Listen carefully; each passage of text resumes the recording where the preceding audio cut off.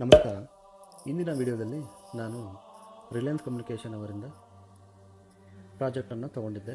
ಅದು 3 ತಿಂಗಳು ಮಾಡಿದ್ವಿ. ಮಾಡಾದಮೇಲೆ ಅವರ ಪೇ ಔಟ್ 3 ತಿಂಗಳಾದಮೇಲೆ ಮಾಡಬೇಕು. ಸೊ ಅದು ಮಾಡಿದ್ರಾ ಇಲ್ವಾ ಅನ್ನೋದನ್ನು ನಾನು ಈ ವಿಡಿಯೋದಲ್ಲಿ ಹೇಳ್ತೇನೆ. ಹಾಯ್, ಹಲೋ, ನಮಸ್ತೆ, ವೆಲ್ಕಮ್ ಟು ಕೆನ್ಯಾಸ್.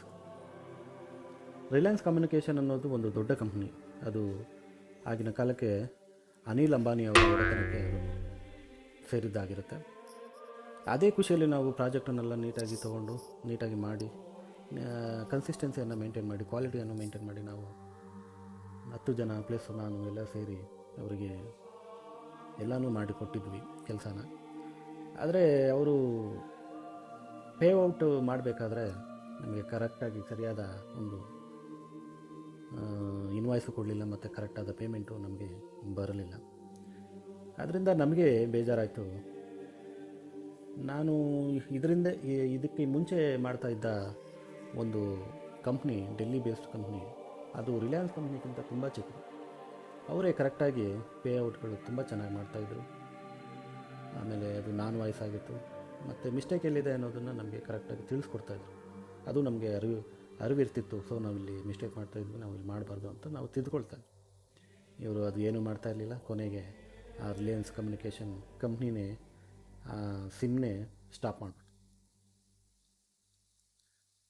ನಮಗೆ ಇದೊಂದು ಸಿಗ್ತಾ ಇದ್ದಂಗೆ ಅದೊಂದು ಕಂಪ್ನಿನೂ ಕ್ಲೋಸ್ ಆಯಿತು. ಸರಿ, ಹಾಗಾದರೆ ನಾವು ಇನ್ನೇನು ಮಾಡಬೇಕು ಅಂದ್ಕೊಂಡು ಯೋಚನೆ ಮಾಡ್ತಾ ಇದ್ದಾಗ ಇದ್ರ ಮಧ್ಯೆ ನಾನು ಜಸ್ಟ್ ಡಯಲಲ್ಲಿ ಒಂದು ಅಡ್ವರ್ಟೈಸ್ ಕೊಟ್ಟಿದ್ದೆ ಅಂತ ಹೇಳಿದ್ದೆ ನಿಮಗೆ. ಆ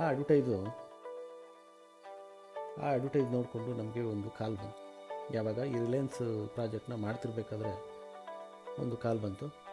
ಆವಾಗ ನಾನು ಏನು ಅಂದ್ಕೊಂಡೆ, ಇದೇ ಮಾಡ್ತಾಯಿದ್ದೀನಲ್ಲ, ಇದೇನಕ್ಕೆ ಅಂತ ಅಂದ್ಕೊಂಡೆ. ಬಟ್ ನಾನು ಆವಾಗ ಆ ಥರ ಅಂದ್ಕೊಂಡು ಆ ಕಾಲ್ನ ನೆಗ್ಲೆಕ್ಟ್ ಮಾಡಿದರೆ ತುಂಬ ದೊಡ್ಡ ತಪ್ಪು ಮಾಡ್ತಾಯಿದ್ದೆ. ಮುಂಬೈಯಿಂದ ಒಬ್ಬ ವ್ಯಕ್ತಿ ಫೋನ್ ಮಾಡಿ, ಈ ಥರ ನಮ್ಮದು ಪ್ರೈವೇಟ್ ಕಂಪ್ನಿ ಇದೆ, ನಮಗೆ ಔಟ್ಬೌಂಡ್ ಸರ್ವಿಸು, ನಮ್ಮ ಪ್ರಾಡಕ್ಟ್ನ ನಾವು ಸೇಲ್ ಮಾಡಿಕೊಡ್ಬೇಕು, ಡೇಟಾಬೇಸನ್ನು ನಾವು ಪ್ರೊವೈಡ್ ಮಾಡ್ತೀವಿ ಅಂತ ಹೇಳಿದರು. ಡೇಟಾಬೇಸ್ ಅಂದರೆ ಅವರು ಕಲೆಕ್ಟ್ ಮಾಡ್ಕೊಂಡಿರ್ತಾರೆ. ಅವರಲ್ಲಿರುವ ವೆಬ್ಸೈಟ್ ಅಥವಾ ಅವರಲ್ಲಿರೋ ಸಾಫ್ಟ್ವೇರ್ಗೆ ಕಸ್ಟಮರ್ಸ್ ಫ್ಲೋ ಇರುತ್ತೆ ಅಲ್ವಾ, ಆ ಕಸ್ಟಮರ್ಸ್ ಫ್ಲೋಯಿಂದ ಅವ್ರಿಗೆ ಎಲ್ಲ ಡೇಟಾನು ಸಿಕ್ಕಿರುತ್ತೆ. ಸೊ ಆ ಡೇಟಾಬೇಸ್ನ ನಮಗೆ ಕೊಡ್ತೀವಿ ಅಂತ ಹೇಳಿದ್ರು. ಸೊ ಅದರಿಂದ ನಾವು ಔಟ್ಬೌಂಡ್ ಮಾಡಬೇಕು. ಔಟ್ಬೌಂಡ್ ಮಾಡಾದಮೇಲೆ ನಮಗೆ ಆ ಸೇಲ್ಸ್ ಅಂತ ಇಷ್ಟು ಟಾರ್ಗೆಟ್ ಇರುತ್ತೆ, ಆ ಸೇಲ್ಸ್ನ ನಾವು ಮಾಡಬೇಕಾಗಿರುತ್ತೆ.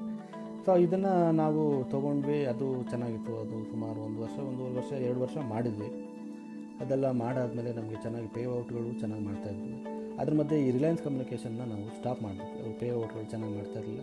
ನನಗೆ 3 ತಿಂಗಳದು ನನ್ನ ಸ್ಯಾಲ್ರಿ ಕೊಡಬೇಕಾಗಿರೋದು ನನ್ನ ಮೇಲೆ ಹೊರೆ ಬಿದ್ದುಬಿಡ್ತು.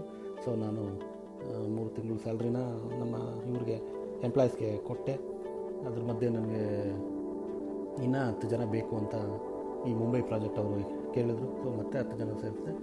ಅದನ್ನು ಕಂಟಿನ್ಯೂಸ್ ಆಗಿ 1 ವರ್ಷ ನಾನು ಮಾಡಿದೆ. ಆ 1 ವರ್ಷದಲ್ಲಿ, 1.5 ವರ್ಷದಲ್ಲಿ ನಾನು ಟೋಟಲು 10 to 40 ಮೆಂಬರ್ಸ್ ಎಂಪ್ಲಾಯೀಸ್ನ ನಾನು ಹೈರ್ ಮಾಡಿ ಅದ್ರ ಮಧ್ಯೆ ಇನ್ನೊಂದು ಪ್ರಾಜೆಕ್ಟ್, ಪೇಟಿಎಮ್ ಪ್ರಾಜೆಕ್ಟ್ ಬಂದಿತ್ತು, ಅದನ್ನೂ ಮಾಡಿದೆ.